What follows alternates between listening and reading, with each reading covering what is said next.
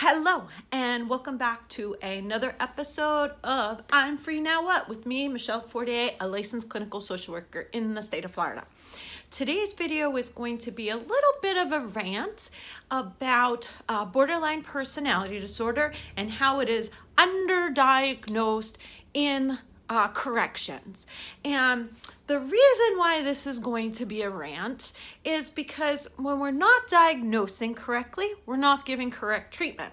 And this is also going to be a rant because borderline personality disorder is seen as a woman's disorder.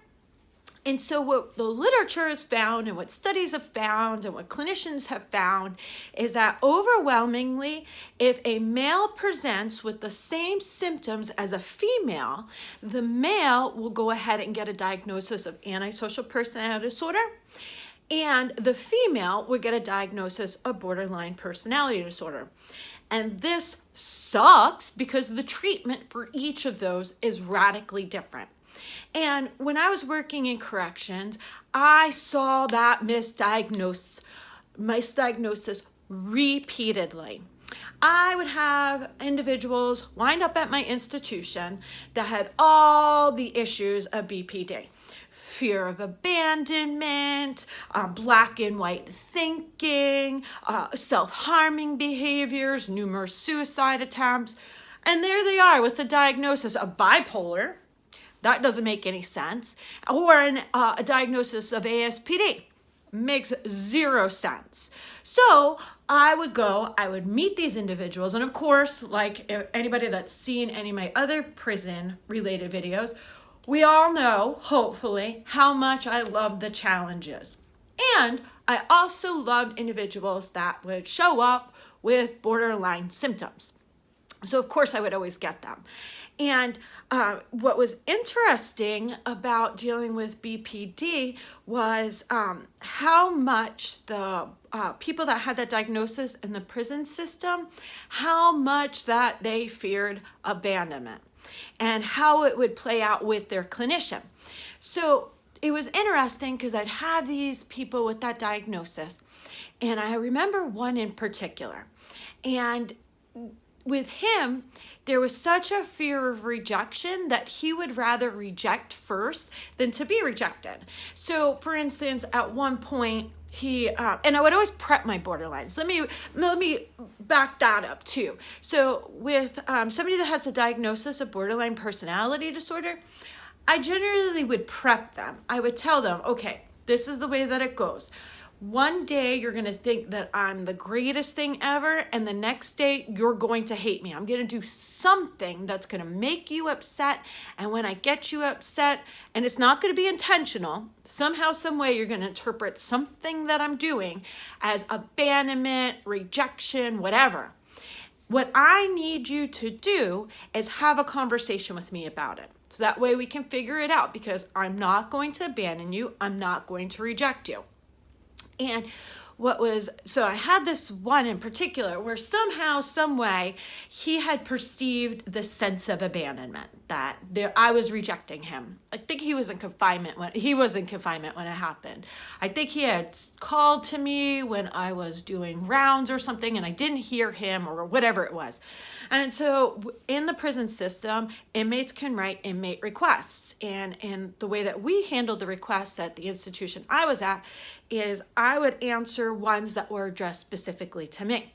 So he had written one after this whole thing where he perceived rejection. He had written, "I no longer need to see you. You abandoned me. You are the worst therapist ever. Blah, blah, blah, blah, blah." And I was like, okay, somebody got in his feelings. Somebody's borderline symptoms were triggered. And what was interesting is when he came by, because my office was right by dental, and so he had a dental appointment. So he's coming with his waist chains shackled, with his legs shackled, all that stuff. And he comes through and he says, "Ms. Fortier, I need to talk to you for a second." And I was like, oh, I thought I was fired as your therapist. And he's like, "Well, actually, I calmed down a whole lot, and, I kind of want to keep you as my therapist." And that right there is one of the hallmarks of BPD. This whole wanting to reject because they feel rejected, this desire to protect themselves. And the thing about borderlines is that, the borderline diagnosis is that when they need the treatment, the best treatment is something called dialectical behavior therapy. And when we don't provide that in the prison system, we are not helping these individuals to get better from this illness.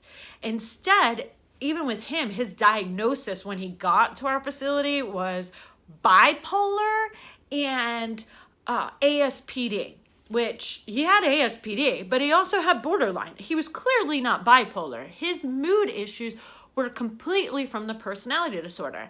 And when we misdiagnose, especially in the prison system, we're giving them meds that are not working. We're giving them meds that they are selling, and we are giving them meds that have the potential to have negative outcomes.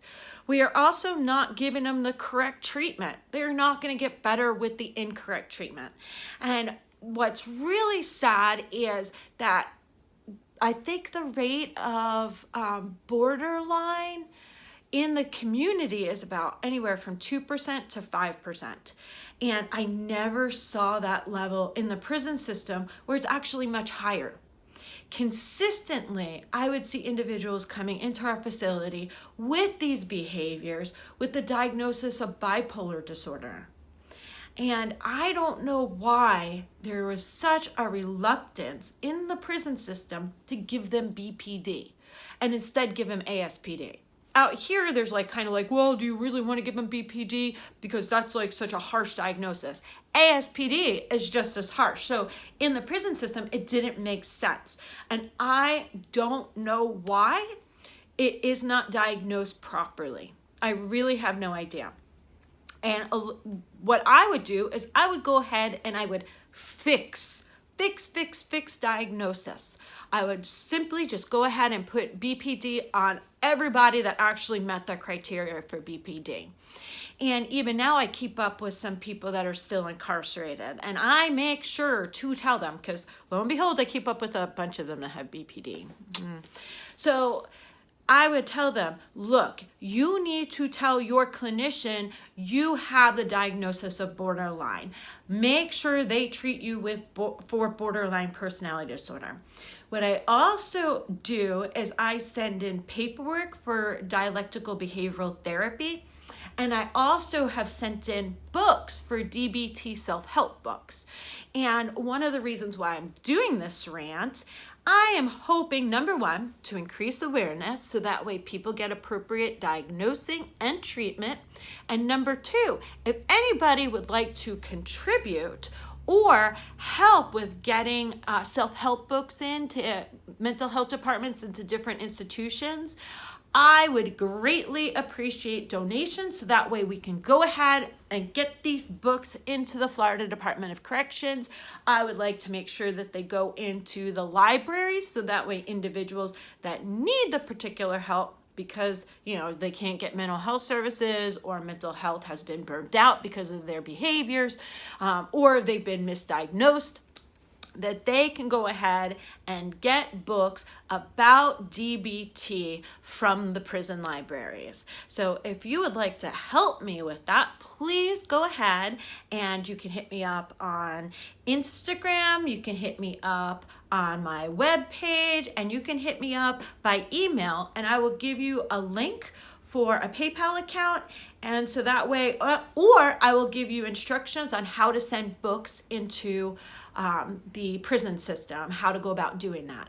I hope you enjoyed this video. I hope you found it helpful. I hope that you find it in your heart to help me with this project. And I wish all of you good mental health, and I wish all of you to stay free. Take care.